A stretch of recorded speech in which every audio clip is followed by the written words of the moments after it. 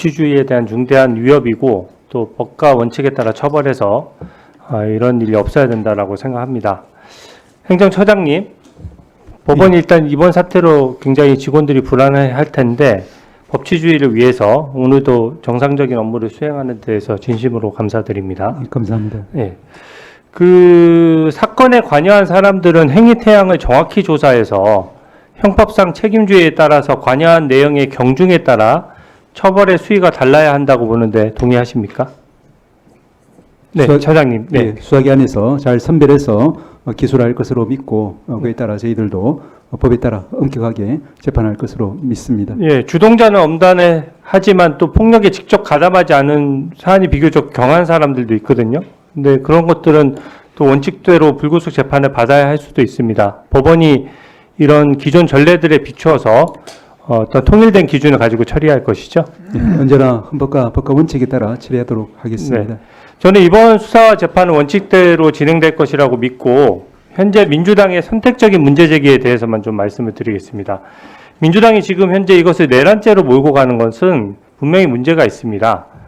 유형적 행사에 관여하지 않은 사람들에 대해서 함부로 공범처럼 얘기하거나 또 근거 없는 배우설이나 책임론을 무분별하게 확대하는 것은 저는 문제가 있다고 생각합니다. 차관님, 네. 제가 종전에 그 대규모 불법 폭력 사태의 사례들을 좀 찾다 보니까 박근혜 대통령 탄핵 찬성 집회에서 민노총이 주도해서 민중 총궐기라는 것을 했었는데 네. 그 유혈 사태 있었던 거 기억하실 겁니다. 네. 당시 사안도 매우 중했습니다. 민노총 조합원 다수가 밧줄, 강목, 쇠파이프, 방아물, 횃불을 미리 준비해서 차벽에 동원된 경찰버스 50대를 부수고 차벽을 넘어서 주요 기관을 향해 가려던 것을 또 경찰관이 막았었어요. 그러니까 경찰관들을 폭행해서 120여 명이 다쳤고 또 실제적으로는 민간인까지 해서 140명 정도 다쳤습니다. 또 경찰관이 탄 차량을 불태우려고도 했었어요. 당시 이 사건 기억하십니까? 네. 네. 그때도 직접 폭력 행위를 하거나 지시한 사람만 처벌했지 집회에 참여한 일반 국민을 뭐 폄하하거나 탄핵 찬성 집회를 주도했다라고 해서 뭐 민주당의 배우설 제기한 적 없었습니다. 그 당시에 그 사건에서 현장에서 51명이 현행범으로 체포됐었어요.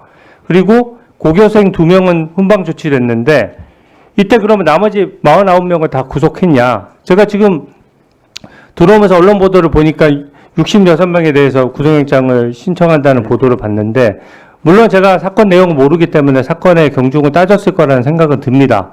하지만 당시랑 비교를 해보면 이 49명 중에 지금 몇 명이 영장 청구했었는지 아마 기억은 못 하실 텐데 대략 몇 명 정도 했을 것 같습니까? 아마 기억은 못 하실 거예요. 네. 당시 주도하고 폭력 정도가 강한 8명에 대해서 구속영장을 청구했었고 법원에서 6명만 발부했습니다. 그 당시 법무부 장관께서도 법치주의 훼손에 대한 심각한 우려 표명과 엄단 의지를 담화문으로 발표를 했었어요. 그리고 이 당시 폭력 소요 사태의 주범은 민노총 한상균 위원장이었고요. 그 사람의 지시로 이게 준비가 됐던 거거든요. 그 혐의로 한상균 위원장은 징역 3년 실형을 선고받고 확정됐었는데 그 사건 알고 계시죠? 네. 이게 밧줄 사다리를 사전에 다량 구입 배포한 민노총 간부가 구속되기도 했었고요. 또 경찰관이 탑승한 경찰버스에 방화를 직접 시도해서 그 시도했던 사람도 구속이 됐었습니다. 근데 당시 민주당의 이 사건에 대한 태도는 어땠습니까? 그때는 별다른 움직임이 없고 침묵을 했었어요. 근데 지금은 갑자기 내란죄라고까지 부풀리는 것은 너무 간극이 저는 크다라고 생각합니다. 특히 이재명 대표도 2017년 대선 경선 당시에 이 폭력 시위를 주도해서 징역 3년을 선고받은 민노총 한상균 위원장에 대해서 사면을 하고 고용노동부 장관을 시키겠다라고까지 했습니다. 그리고 거기서 더 나아가서 주한미군 철수를 감수하고서라도 민노총의 반미투쟁과 함께하겠다 이렇게도 얘기를 했었어요. 또 한상균 위원장에 대해서는 민주당 대변인이 선처기원 논평을 낸 것을 비롯해서 민주당 소속 의원 43명이 한상균 위원장에 대해서 석방탄원서를 내기도 했었습니다. 저는 민노총이라고 해서 무소불위 처벌 무풍지대일 수 없거든요. 그리고 얼마 전에 민노총 주도 집회에서 경찰관들이 폭행당했는데 이때도 역시 민주당은 침묵했습니다. 저는 지금 서부지법 사태나 어떤 사태에 대해서도 공권력이 이렇게 훼손되는 것에 대해서 단호히 반대하고 절대 방치돼서는 안 된다라고 생각하고 이 사건을 원칙대로 처리하시되 종전의 사례들과 일관성이 저는 있어야 된다라고 생각합니다. 동의하십니까? 네. 수사를 통해서 밝혀지는 증거관계에 따라서 각자의 역할 분담이 규명이 되면 죄에 상응하는 처벌이 이루어질 수 있도록 수사기관이 최선을 다할 것으로 생각하고 있습니다. 네. 법원 행정처장님께 하나만 더 확인하겠습니다. 예. 저는 지금 현재 탄핵 재판하고 대통령 구속 수사의 좀 충돌 문제를 말씀드리려고 하는데요. 일단 형사 재판은 구속되면 6개월 만에 1심이 이제 제한을 받지 않습니까?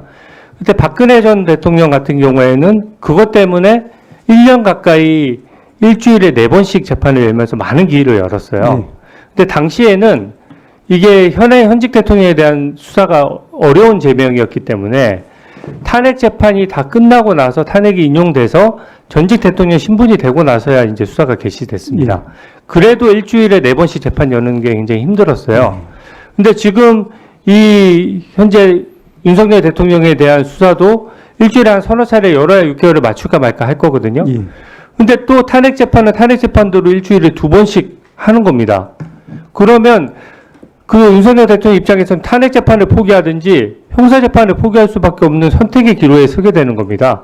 이게 기일에 있어서 그래서 제가 이 방어권 행사 부분에 있어서 이거는 전부 너무 기일이 촉박하고 길이 너무 많이 잡힌다. 두 개를 동시에 하는 거 누구도 불가능하다는 점을 지적하는 거거든요.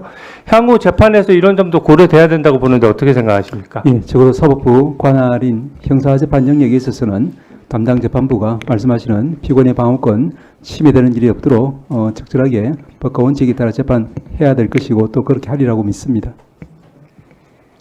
그 행정처장님, 예. 이재명 대표는 야당 대표로 총선을 지휘해야 되는 총선 기간에도 재판 연기를 안 해줬어요. 예. 그 다른 잣대를 사용하면 안 되겠죠. 예, 저희들 어쨌든 신속하고 공정하고 충실하게 재판하도록 하겠습니다.